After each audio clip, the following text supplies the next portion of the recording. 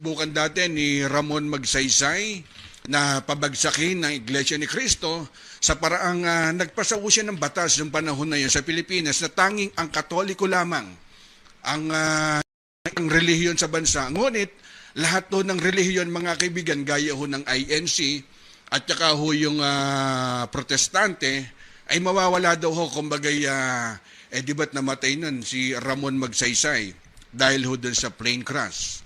Sinikap ni Corazon Aquino, kasama ho niya, kung di ako nagkakamali, yung paring si Jaime Cardinal Sin na pabagsakin ang INC na paraang gusto nilang kubkubin ho yung sentral at gawin ho nilang bagong Malacanang at gawin hong templo. Di ba't pinagnanasahang gawin hong basilika? Namatay ho doon si Corazon Aquino sa sakit na colon cancer, kung natatandaan nyo.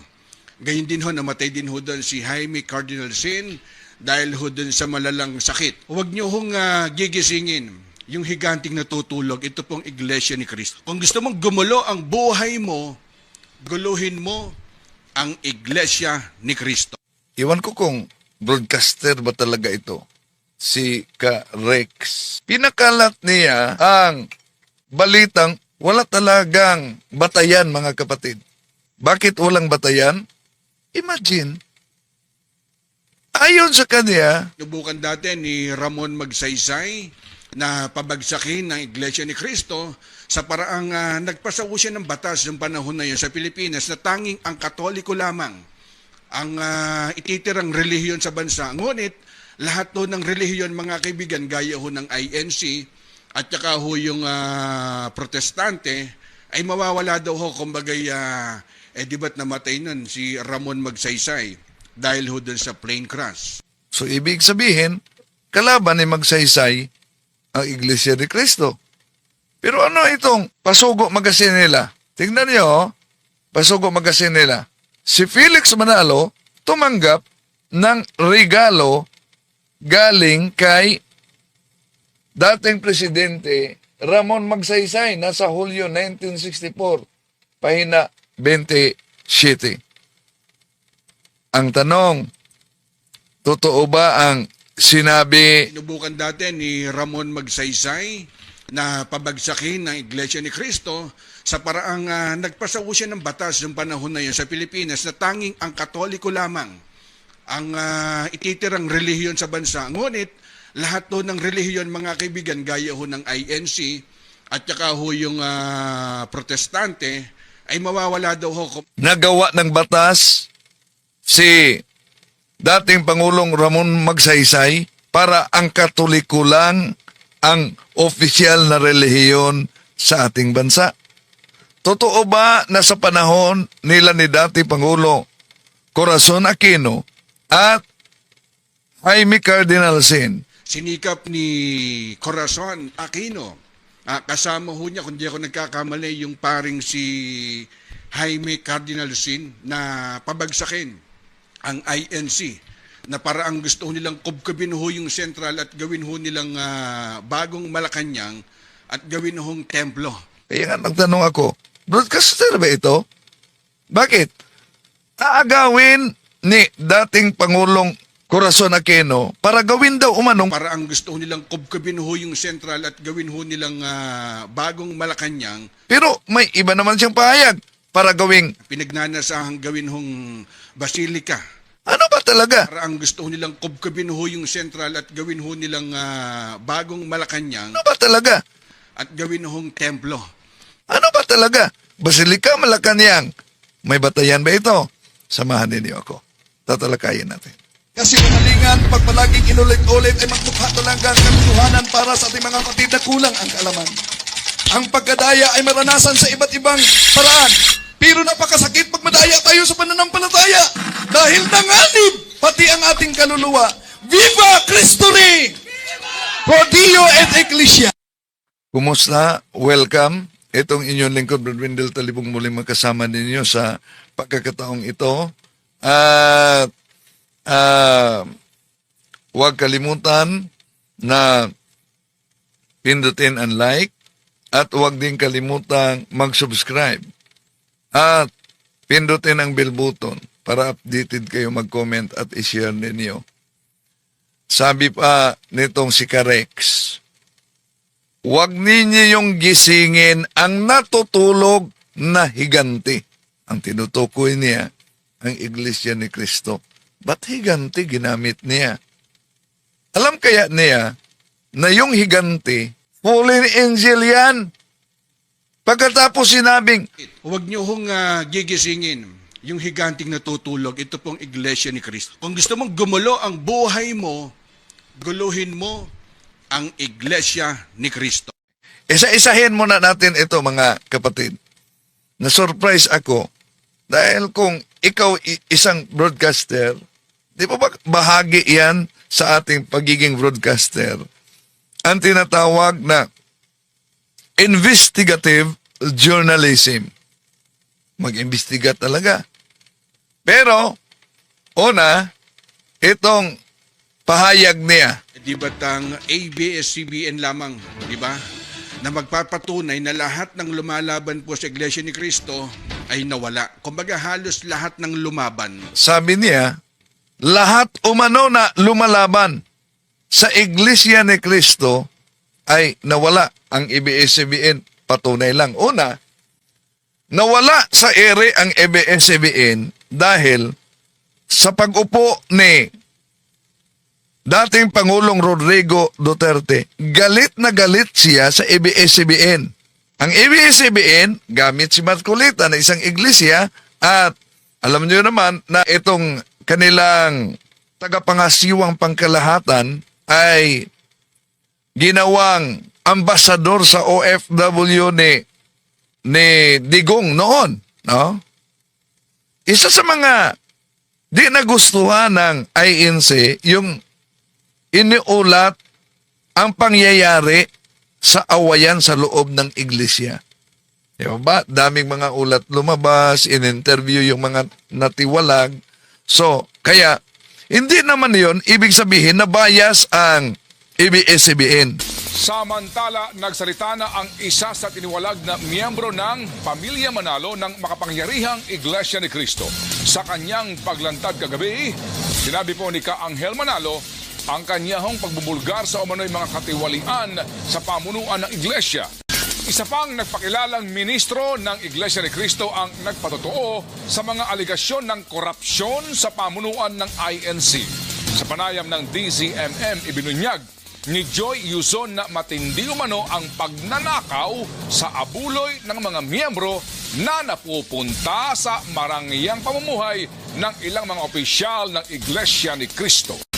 Bumaba sa pwesto ang isang ministro ng Iglesia ni Cristo sa Amerika dahil ayaw niyang basahin ang expulsion order laban sa mag-inang Ka-Tenny at Ka-Angel Manalo. Exclusive na Paw Patrol, North America Bureau Chief Paul Henson.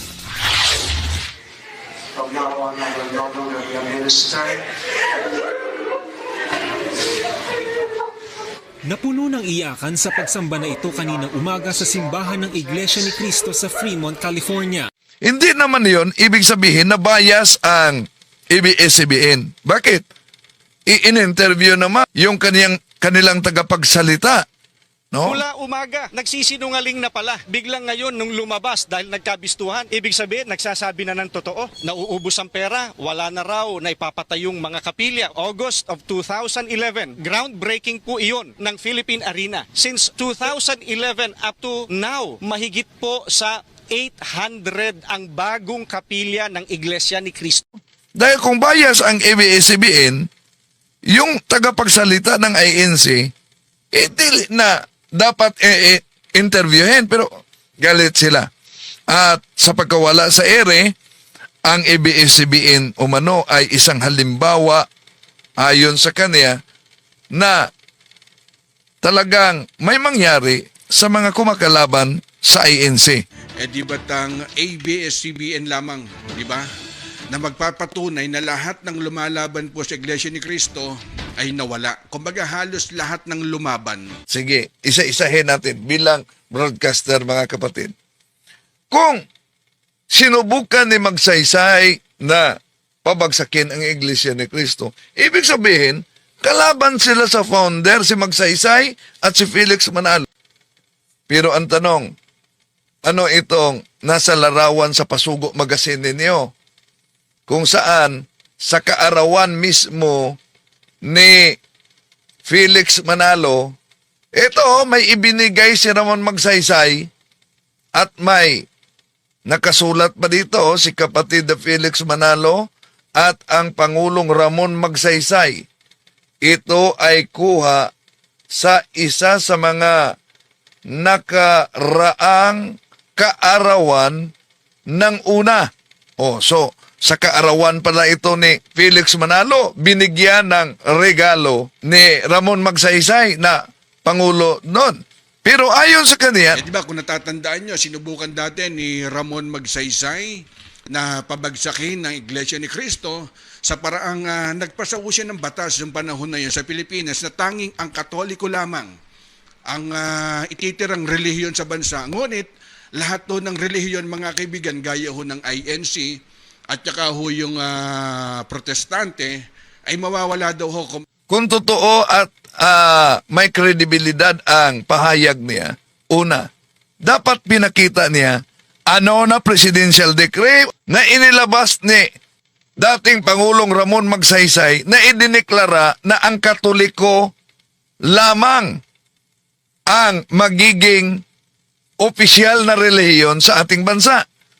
Ayon sa The Revealers, ito ay mga mangangaral sa iglesia, isa sa mga kinikilala nilang source, reliable source daw, ang ChatGPT, May sagot ulit si ChatGPT na credible source ng credible source pala si ChatGPT, credible source.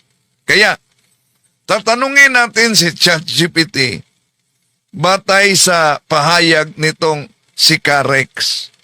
Anong sabi niya? Sinubukan dati ni Ramon Magsaysay na pabagsakin ng Iglesia ni Cristo sa paraang nagpasaw siya ng batas yung panahon na yun sa Pilipinas na tanging ang Katoliko lamang ang ititirang relihiyon sa bansa. Ngunit lahat to ng relihiyon, mga kaibigan, gaya ho ng INC at saka ho yung protestante, ay mawawala daw ho. Ibig sabihin, mawala na yung Iglesia ni Cristo at mga protestante.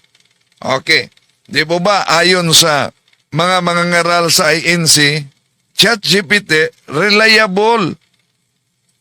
May sagot ulit si ChatGPT na credible source ng pagsagot nila dyan sa punto por punto Credible source si ChatGPT. So kung credible source si ChatGPT, tanungin natin, totoo ba na nagpasa ng batas si Presidente Ramon Magsaysay na Katoliko lang ang relihiyon sa Pilipinas?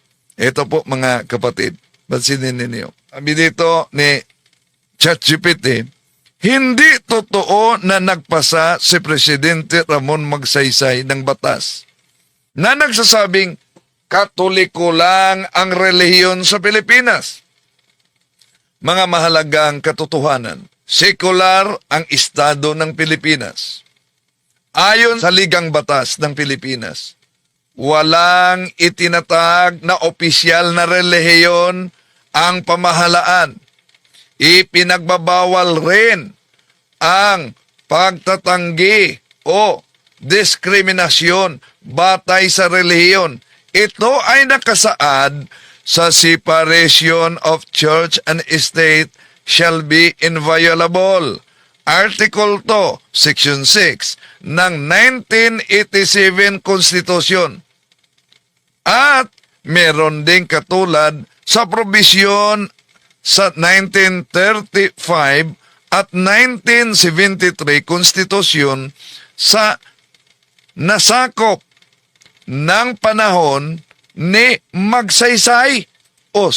Kaya ang tanong, bilang broadcaster, na si Ramon Magsaysay daw nagpasa ng batas para Katoliko ang magiging opisyal na relihiyon. Sinubukan dati ni Ramon Magsaysay na pabagsakin ng Iglesia ni Cristo sa paraang nagpasaw siya ng batas yung panahon na yun sa Pilipinas na tanging ang Katoliko lamang ang ititirang relihiyon sa bansa. Bilang broadcaster, parang magiging may kredibilidad yung pahayag niya. Dapat ipinakita niya ano yung sinabi niyang batas. Parang di bunga lang sa kuro-kuro at imagination. Diba? Ngayon, tinanong natin sa ChatGPT, abay, di pala totoo. Kung talagang si Ramon Magsaysay ay nagiging kalaban sa founder ng INC, iba't may malaki silang larawan na nasa Pasugo Magazine na nagbigay ng regalo pa si Ramon Magsaysay. Wala naman tayong makita na may batas na inilabas para gawing opisyal ang simbahang Katoliko sa panahon ni Ramon Magsaysay. Eto, tinanong natin ChatGPT dahil sabi nila, reliable source daw umano. Hindi totoo na nagpasa si President Ramon Magsaysay ng batas na nagsasabing Katoliko lang ang relihiyon sa Pilipinas. Di totoo. Pero ito pa ikinakalat. Sinikap ni Corazon Aquino. Kasama ho niya, kung di ako nagkakamali, yung paring si Jaime Cardinal Sin na pabagsakin ang INC na paraang gusto ho nilang kubkubin ho yung sentral at gawin ho nilang bagong Malacanang at gawin hong templo. Di ba't pinagnanasahang gawin hong basilika? Namatay ho doon si Corazon Aquino sa sakit na colon cancer, kung natatandaan nyo. Gayun din ho, namatay din ho doon si Jaime Cardinal Sin dahil ho doon sa malalang sakit. Balikan natin ang The Revealers INC na sabi nila, reliable source, ano daw? May sagot ulit si ChatGPT na credible source ng pagsagot nila. Credible source si ChatGPT. Anong sabi ni Carex dito? Si dating Pangulong Corazon Aquino at si Cardinal Sin, sinikap ni Corazon Aquino. Kasama ho niya, kung di ako nagkakamali, yung paring si Jaime Cardinal Sin na pabagsakin ang INC na paraang gusto nilang kubkubin ho yung sentral at gawin ho nilang bagong Malacanang. so gustong kubkubin ni Pangulong Corazon Aquino at kaalyado niya si Cardinal Sin. Kaya, tanungin na naman natin si ChatGPT.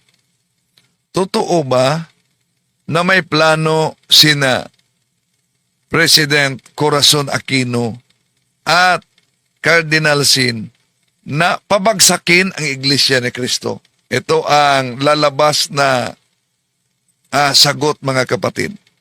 Walang matibay na ebidensya na nagpapatunay na may opisyal na plano si Pangulong Corazon Cory Aquino at si Cardinal Jaime Sin na pabagsakin o ipawalang bisa ang Iglesia ni Cristo bilang relihiyon o bilang organisasyon. Wala daw. Walang batayan ang pahayag niya. Pero, may dagdag siya dito. Ang dagdag niya, balak daw umano nila ni Cardinal Sin at ni dating Pangulong Corazon Aquino na i-take over ang sentral. Balikan natin ha. Kubkubin ho yung sentral at gawin ho nilang bagong Malacanang at gawin hong templo. Di ba't pinagnanasahang gawin hong basilika? Ano ba talaga ang totoo?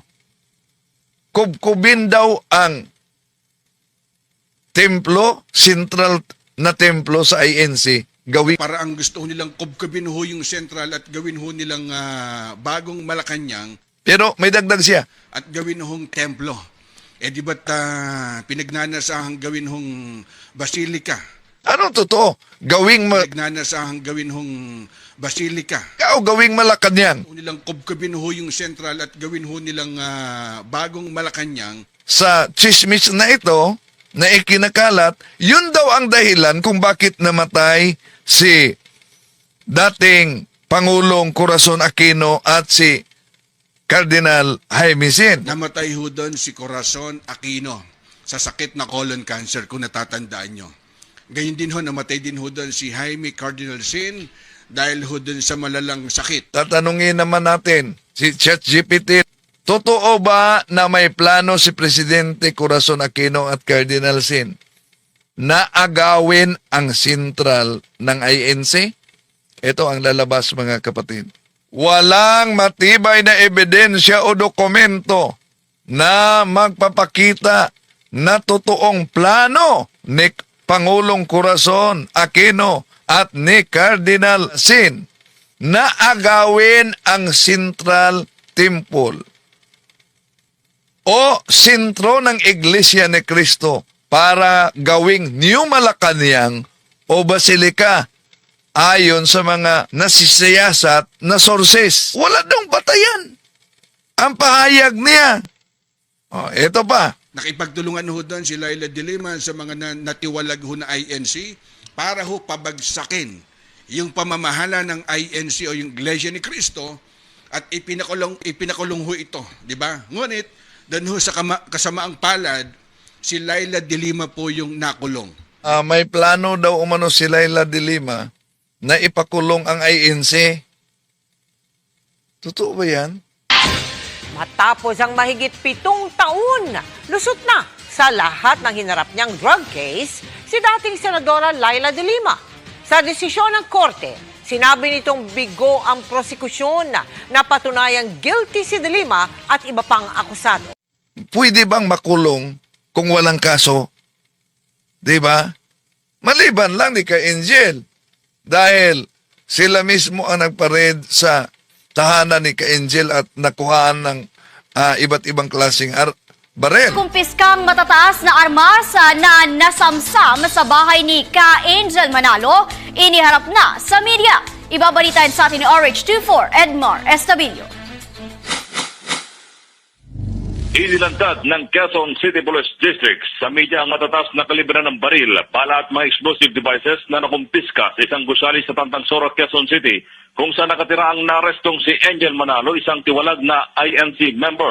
Sa inventaryo ng QCPD na sa 56 na mahabang armas, 18 maikling baril, 69 na rifle grenade, 27 hand grenade at 17,943 bala ang kabuuan na samsam sa pagsalakay noong Marso 2.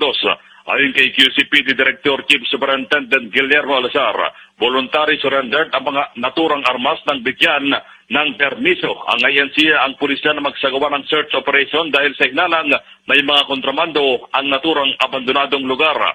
Layuning pabagsakin po ang Iglesia ni Cristo, gumawa po sila ng katha at saka bias na pagbabalita, ang ABS-CBN. Sa layuning pabagsakin po ang Iglesia ni Cristo, gumawa po sila ng katha at saka bias na pagbabalita, ang ABS-CBN, upang mapaniwala ho nila, di ba, ang tao laban ho sa INC. Sa kasamaang palad, nag-shutdown ang ABS-CBN. Ang ABS-CBN gumawa daw umano ng katha. Imagine katha, ha? So therefore, walang batayan. Ang tanong, wala bang batayan yung balita ng ABS-CBN may nangyaring abduction? Di ba may lumalabas kaugnay diyan? Ang isa pang ministro ng Iglesia ni Cristo na sinasabing kinulong naman ng mga armadong lalaki sa kanilang compound. Live mula sa nagpapatrol ang ating kasamang si Nico Bawa. Nico, sino naman itong ministro na ito na sinasabing biglang lumitaw at sinasabing kinulong din? Kabayan, pinag-iisipan pa ngayon nitong isang ministro na si Isaiah Santos na siya ring editor-in-chief ng publication ng Iglesia ni Cristo. Pinag-iisipan pa niya yung pagsasampa ng kaso dahil sa mga nangyari sa kanya. Ayon kasi sa kanya, noong Huwebes pinagbintangan ng sanggunian ng Iglesia ni Cristo na siya raw ang nagsulat ng blog na nagsisiwalat ng korupsyon at irregularidad sa loob ng iglesia. Pero itinanggi niya ito. Ayon kay Samson, mula noong araw na yon, sinuspindi na siya bilang ministro at tinanggal bilang editor-in-chief. Kasabay noon, kinulong siya sa kanyang bahay kasama ang kanyang pamilya kung saan may mga armadong gwardiya sa kanyang bahay at sa compound mismo. Dagdag pa ni Samson, kinuha ang kanilang mga cellphone at pasaporte at pinagbawalan na tumanggap ng mga bisita at pakalabas ng compound. Pero noong Huwebes ng madaling araw, nagkaroon ng pagkakataon si Samson na makatakas habang patungo sa kapilya para sumamba. Ngayon, lumantad siya sa media para ikwento ang nangyari sa kanya at ang ginagawa umano sa ibang ministro. Nananawagan din siya kay Executive Minister Eduardo Manalo na ibig niya makausap para maayos na ang mga problema. Sabi ko, sasambal na kami, pati pa. Napakahirap na magsalita ng mga bagay na alam namin ikasisira at may masamang epekto sa iglesia dahil sa kagagawan ng iilang tao. Katunayan ay mayroon pa sila ngayong mga ginagawang masama tulad halimbawa ng pag-a-abduct sa ilang mga ministro at mga manggagawa sa iglesia. Pag sinabi naming manggagawa, yun ay one step before maging ordained minister. Wala bang batayan ang balita ng ABS-CBN kaugnay sa awayan sa loob ng INC sa panig nila ni Ka-Angel? Bumaba sa pwesto ang isang ministro ng Iglesia ni Cristo sa Amerika dahil ayaw niyang basahin ang expulsion order laban sa mag-inang Ka-Teni at Ka-Angel Manalo. Exclusive na Paw Patrol, North America Bureau Chief Paul Henson. From now on, I will no longer be a minister. Napuno ng iyakan sa pagsamba na ito kaninang umaga sa simbahan ng Iglesia ni Cristo sa Fremont, California. Inanunsyo ng ministro na si Brother Louie Cayabyab na kusa siyang bababa sa pwesto dahil hindi maatim ng kanyang konsensya na basahin ang expulsion order laban kina Ka-Teni Manalo at anak nitong si Ka-Angel. Thank you, brothers and sisters. Matapos lumabas ang video sa YouTube, eksklusibong humarap sa ABS-CBN North America si Cayabyab. Sabi niya, kasinungalingan umano ang laman ng dokumentong ipinapabasa sa mga ministro sa harap ng mga kongregasyon sa buong mundo. At pang-api ito kina Ka-Teni at Ka-Angel. It's against my heart. And it's so difficult for me to betray my own heart. Because I honestly believe that it isn't right. It isn't just. And these brethren of ours are being oppressed. Kung bias ang ABS-CBN, ba't yung tagapagsalita nila in-interview pa kaugnay dyan? Yan nga ba ang dahilan kung bakit nagkaroon ng pagtitiwalag po Sapagkat walang lugar sa Iglesia ni Cristo yung ayaw sumunod sa aral ng Biblia ukol sa pagsasabi ng katotohanan. Meron pong ibang agenda. Ngayon, kung ano yung agendang yon, sila lang po nakakaalam. Sa kasamaang palad, nag-shutdown ang ABS-CBN. Alam nyo, marami na hong So natural, nag-shutdown ang ABS-CBN dahil galit na galit si dating Pangulong Rodrigo Duterte at hindi inirenew yung kanilang prangkisa. No?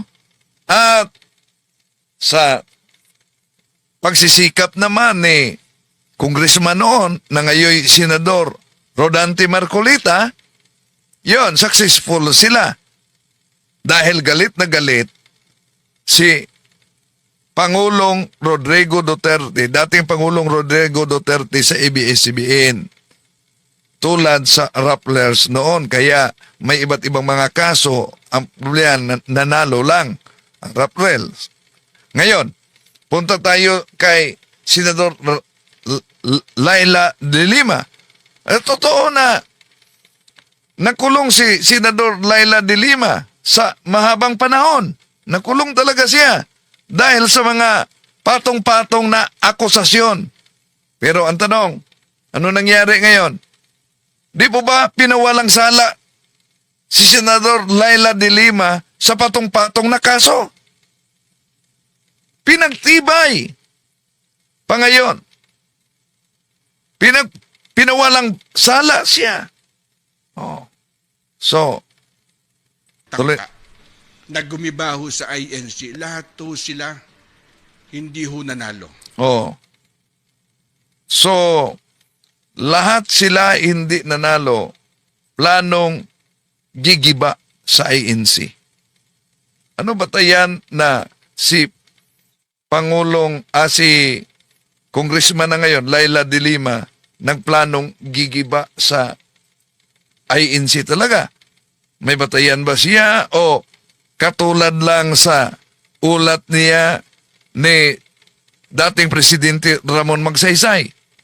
Pero kung sisilipin natin ang Biblia, alam niyo ba, sa mga kumakalaban sa Diyos ha, may nakasulat sa Ikalawang Kronika, Kapitulo 21, versikulo 15. Ikaw mismo ay magtitiis ng malubhang karamdaman sa tiyan hanggang sa lumabas ang iyong bituka.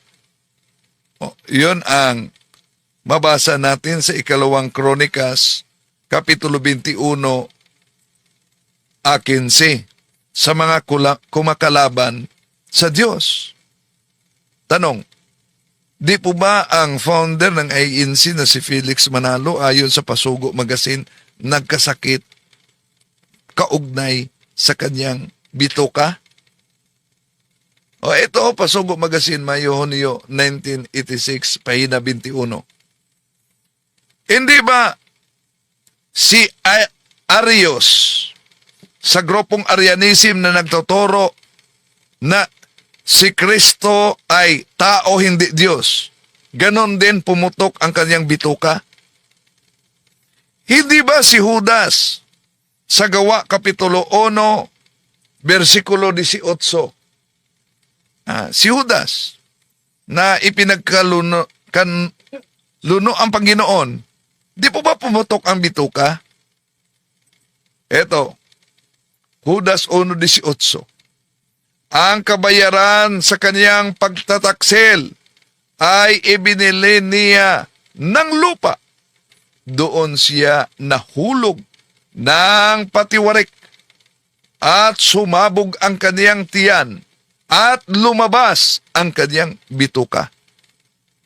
Tanong, ang founder ng INC na si Felix Manalo, nagkataon lang ba ito na sa Pasugo Magazine, ang sakit niya may kaugnayan sa bituka? Na pumutok? Nagkataon lang ba ito na may nakasulat sa Ikalawang Kronika, Kapitulo 21:15 na yung kumakalaban sa Diyos, magkakasakit at malubhang karamdaman sa tiyan hanggang lumabas ang iyong bituka? Nakakataon lang ba yun? No, mga mahal na kapatid, itong kumalat na ito na napahayag ni Carex Kayanong, isang ANC.